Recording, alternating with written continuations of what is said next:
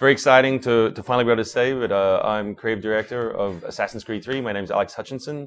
And so yes, for the last 2 years, we've been hard at work on the new game. I've been a fan of games for as long as I can remember. My dad bought me a ColecoVision when I was 7.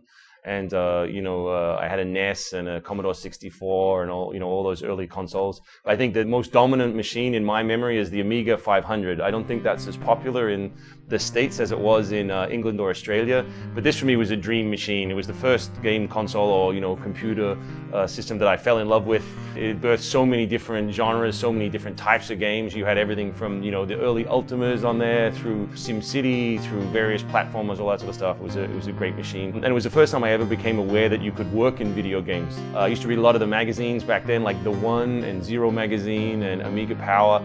And I think it was The One that had a cover disc, which was a virtual tour of the Bullfrog offices, like on a 1.4-inch floppy drive.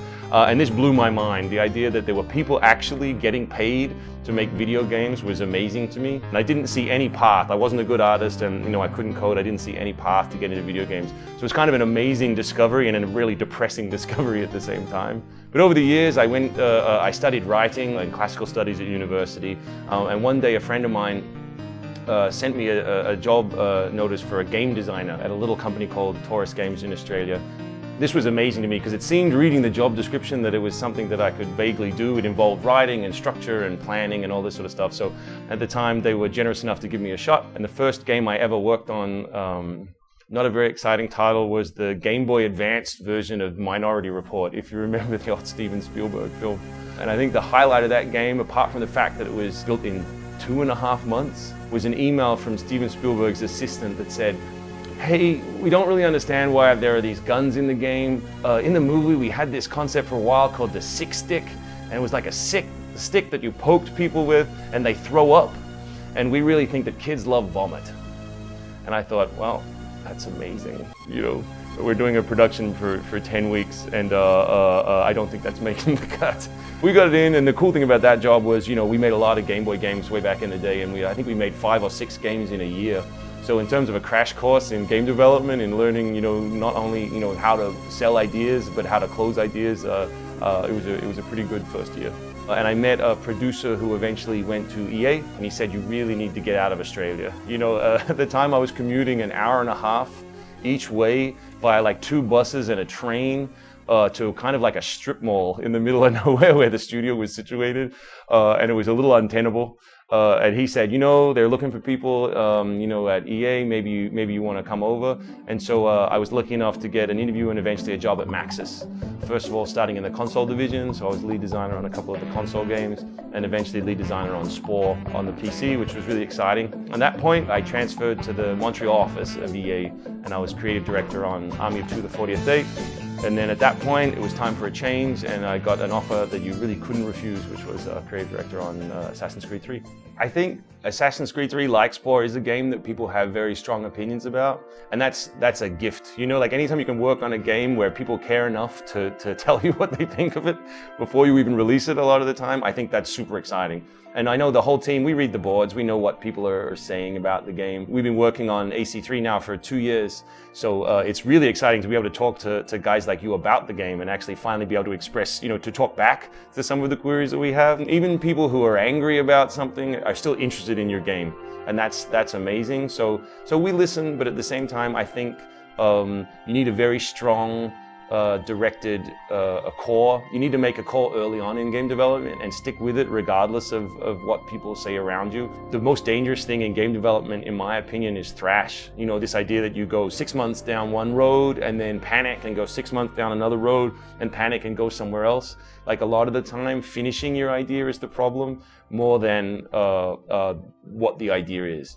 My history on AC is kind of interesting in that I almost came onto AC1. I talked to a bunch of people down here about that project. And in the end, it didn't work out at the time, but I remember thinking, that's amazing. You know what I mean? This franchise is going to be something special. So it was always in the back of my mind as something that I would love to be involved with at some point. And when the opportunity came up, it seemed like it's too perfect to not do it. History itself can be exciting. The idea of being someone who can navigate space in a unique way. Like there's been games that have come out after AC that allow you to climb and move around on surfaces. But I think that it's still something that AC pioneered, and it's something we're going to push again with AC3, like that notion that, you know, you can climb on any surface. In our game, it's also wilderness surfaces, you know, all that sort of stuff. So I think it's going to be exciting. You know, I come from a design background, so I tend to look at things in terms of what we can do in, you know, design-wise. For me, there were kind of two things. The first of which is how we layer missions and how we, you know, structure the game design. You know, I wanted to get away from the very linear nature of going from mission to mission that was in the previous game. Obviously, the story is this huge backbone in the game, but I think that having other opportunities in the world, other things to do, other, you know, in terms of variety or side tasks and why those side tasks are meaningful, I think is something we're really working on. The notion of player opportunities and letting people sort of structure their own experience, I think was something that I really wanted to work on. And then also, I think, just some core mechanical stuff to do with the fight. I think we can make a much better fight. So we've been ripping that apart and rebuilding it from the ground up. And I think those two things were the two big chunks that I wanted to do. And then, of course, there's a laundry list of smaller stuff. So the challenge with Assassin's 3, I think, is that the brand is healthy, you know, like the game is, there's a big audience that cares about it. So we knew we didn't want to tear it down. You know, we're not in one of those franchise situations, you know, where you need to reset, hit the reset button and come back, you know, go back to the core. But at the same time, we wanted to offer something that's really fresh. You know, we wanted to get outside the city. You know, I always thought it was funny that the one thing you couldn't climb in AC is the one thing I've climbed in real life, which is a tree. Early on, we thought, okay, if we're going to provide not just a new context and a new hero, but a whole new playground, like a whole new area to explore, then what better than kind of like the American Northeast, you know, which in the period that our game is set of the American Revolution is sort of this half, you know, untouched wilderness where weather and winter is terrifying, where, you know, trees and forests are still ancient. There are populations that live out in the woods that haven't seen Western civilization necessarily. We have all these great features to play with. And I think that big chunk just on its own is going to feel really fresh. You know, another way of thinking about it is most games, you know, there's plenty of games with forests, but the forests are just collections of assets. You know what I mean? Like they're just trees and you walk around them. The fact that it's a tree doesn't matter. You know, it could be a lamppost, it could be a box, it could be anything. Whereas if we can make trees and the wilderness as much a playground as Altair and Ezio made cities, then it's huge. I think this is a really fresh way to approach a forest.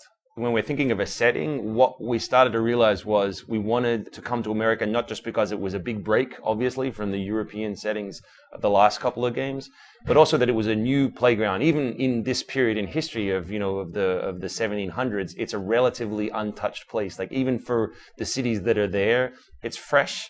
And also for our audience, we thought it was a really relevant setting. So people, you know, might say, oh, many games are set in America, but no game really is set in this particular version of America. It's not a recognizable version of America apart from key landmarks, you know. It's a setting and a period that birthed, you know, huge changes in the way people think about the world. Obviously, it created America.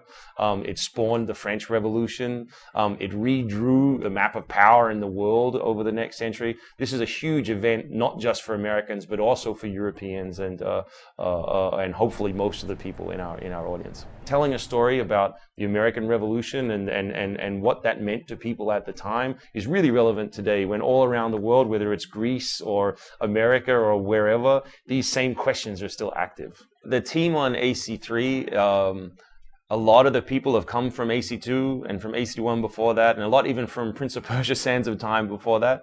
And everyone on the team has shipped a lot of games. And you realize at a certain point that games, unlike most media, tend to ship first drafts. You know, it's such a big process that when you get to the end, you ship the first version of the game that you found, which is why sequels are so, you know, often so good in games compared to other media. You get to go back and refine it and build on it and finally often ship with the second one, the game you wanted to ship with the first one.